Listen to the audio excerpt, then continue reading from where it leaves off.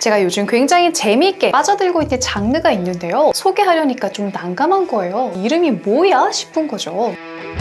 소설은 취향에 맞는 거 찾기가 워낙 어려우니까 시작하는 것 자체가 겁나고, 내가 엄청 고달픈 것도 아닌데 마냥 위로해주는 에세이는 좀 시시해 보이기도 하고, 인문 교양 이런 책들을 보니까 어려운 척하면서 사기꾼같이 굴거나 너무 권위적으로 구는 책이 있는 것 같아가지고 그냥 괜히 손이 안 가는 거예요. 그래서 그 사이에서 찾아낸 딱 요 재미있는 장르가 있습니다.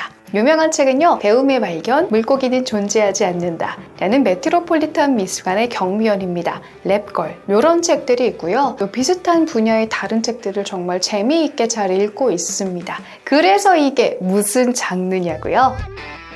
작년에 핫했던 책 중에 하나가 물고기는 존재하지 않는다였죠. 뭐야 이거 왜 스릴러 소설도 아닌데 반전이 짜릿하지? 하면서 입소문을 엄청나게 타기 시작을 했죠. 근데 이거를 과학책이라고 하자니까 과학을 이해한 느낌은 전혀 들지 않았고, 소설책이라고 하자니까 재밌는 했지만 그렇다고 허구의 이야기는 아니었고, 에세이라고 하자니 왠지 이 책의 개성이 좀 묻혀버리는 느낌이 들고, 뭐야 대체 이 책의 장르가 뭘까 고민을 하다가 다음 유행하는 책을 읽는다고 좀 잊어두고 있었습니다.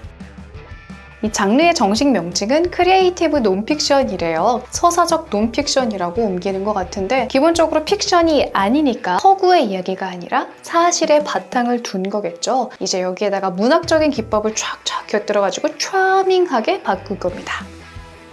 이 크리에이티브 논픽션의 다른 유명한 책이 뭐가 있냐면, 자아찾기와 허영심을 동시에 유행시켰던 먹고 기도하고 사랑하라도 이 분류에 들어가고요. 넷플릭스에서 3체 유행했었잖아요. 거기에서 반갑게 봤던 침묵의 본도 이 분야에 들어간다고 봅니다. 딱 요거에 걸맞는 한국식 이름을 붙여보고 싶은데 어렵더라고요. 크리에이티브 논픽션, 영어로 얘기를 하면은 독특하게 있어 보이거나 재수없게 허세 같거나 둘 중에 하나잖아요. 그리고 이게 일단 9글자가 되니까 너무 길어요. 그렇다고 뭐 큰원 이런 식으로 줄이기에는 이 줄임말의 원래 말이 뭔지 모르는 사람들도 많은 것 같고 말이죠.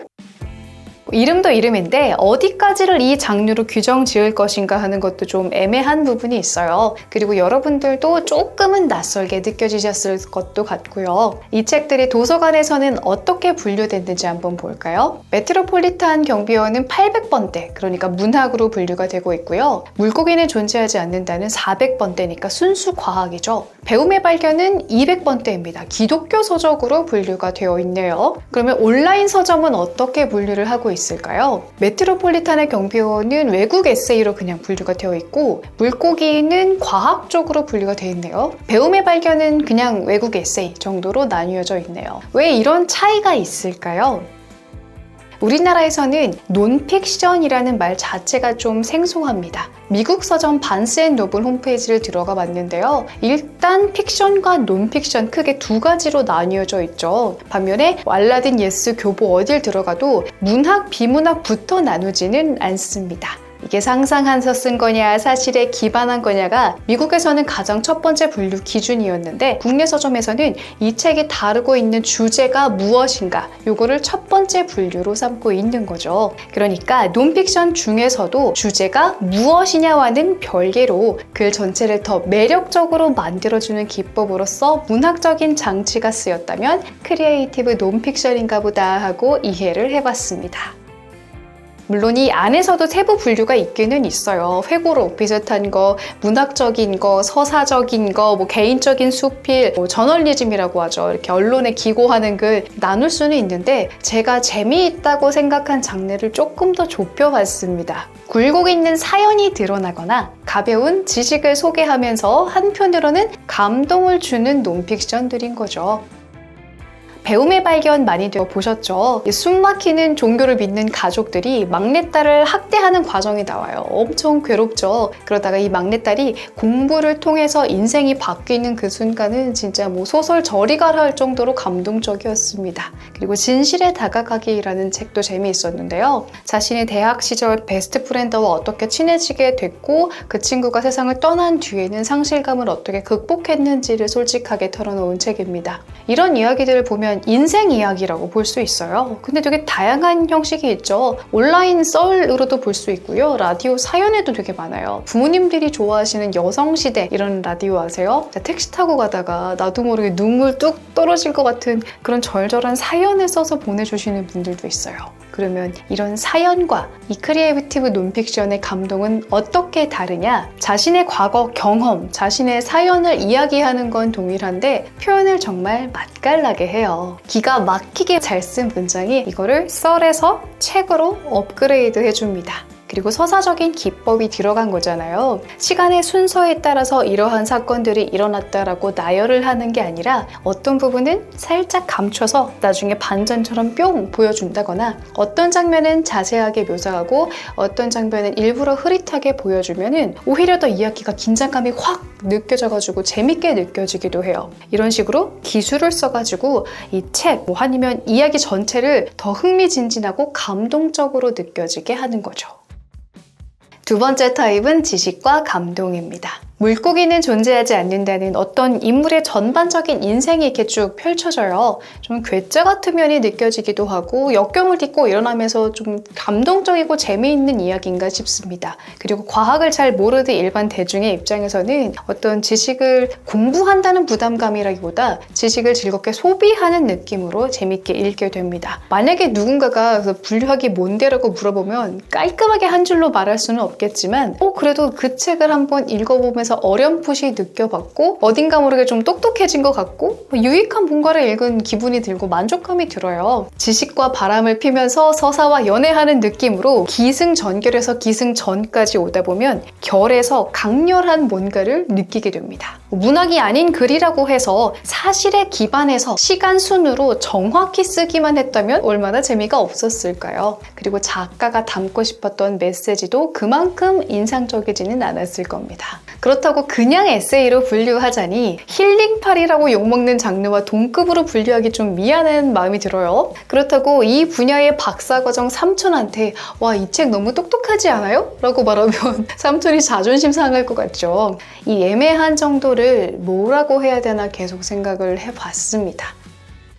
그러다가 문득 궤도님이 떠올랐어요. 과학 커뮤니케이터라고 할 수 있죠. 과학자들은 왠지 실험실에 처박혀가지고 연구만 하고 있을 것 같고 개그 한마디도 못 던질 것 같은데 과학 커뮤니케이터 분들은 어쨌든 과학으로 유머를 치면서 과학 원리를 쉽게 설명을 해주시잖아요. 비단 과학뿐만이 아니라 인문학이든 사회과학이든 그런 걸 잘하시는 분들이 있습니다. 교수, 학자는 따로 있고요. 칼럼니스트, 유튜버, 콘텐츠 크리에이터 되게 다양한 작가님들 많이 계시죠. 딱 그런 느낌인 것 같아요. 수요가 있으니까 공급도 있겠죠. 전문적인 지식을 막 깊이 있게 매일매일 파고들면서 공부하고 싶진 않은데 적당한 수준에서 하나하나 알아가는 그 재미만 쏙쏙 골라 먹고 싶습니다. 이런 수요가 있으니까 그런 콘텐츠를 제공하는 분들이 인기가 많아지는 것 같아요. 여러분들이 구독하고 있는 지식 채널들이 딱 그런 느낌일 겁니다.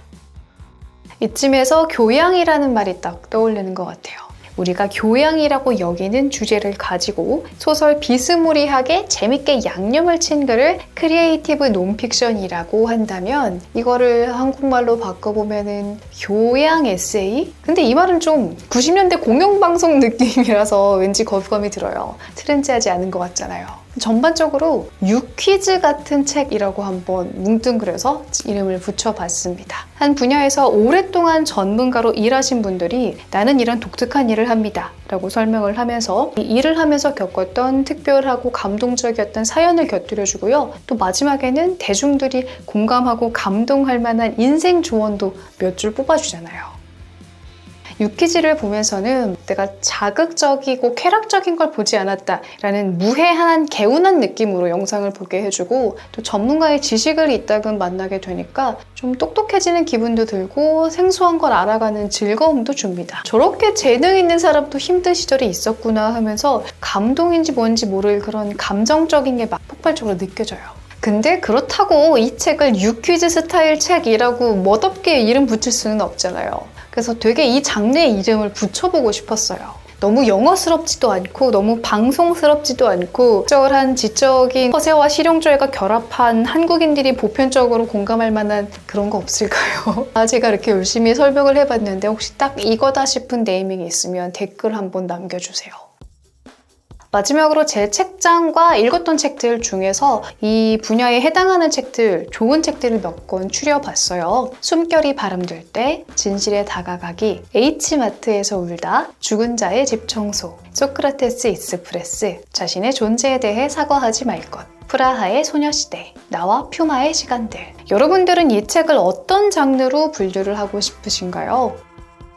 오늘의 영상은 이쯤에서 마무리할까 합니다. 사실 갑자기 급부상한 장르도 아니고요. 옛날부터 있었어요. 근데 독자인 저의 마음과 상황이 이런 장르를 좋아하게 바뀐 게 아닐까라고 생각을 해봅니다. 사실 돈 버는 건 여전히 어려워요. 경제도 좋지 않은데 그렇다고 굶어 죽지는 않을 만큼의 기반이 다져진 나이가 되다 보니까 20대처럼 불안하진 않잖아요. 그래서 막 밑도 끝도 없이 너무 따스하게 위로하려고 하면은 오히려 그게 막 부담스러운 거예요. 그리고 소설은 이상하게 가끔 조금 물린다? 질린다? 이런 느낌이 들 때가 있어요. 너무 비현실적이거나 너무 현실적이라서 이렇게 모순적인 거를 깐깐하다고 핑계 삼아서 말을 하면은 이게 청춘을 지났다는 신호인가 싶어서 살짝 긴장하게 되기도 하는데 어쨌든 소설이 가끔은 조금 멀어지고 싶을 때가 있잖아요. 근데 이런 논픽션들은 더부룩한 느낌이 없어서 좋은 것 같아요. 어떤 대상을 다루는 주제가 좀 확실하게 있는 편이고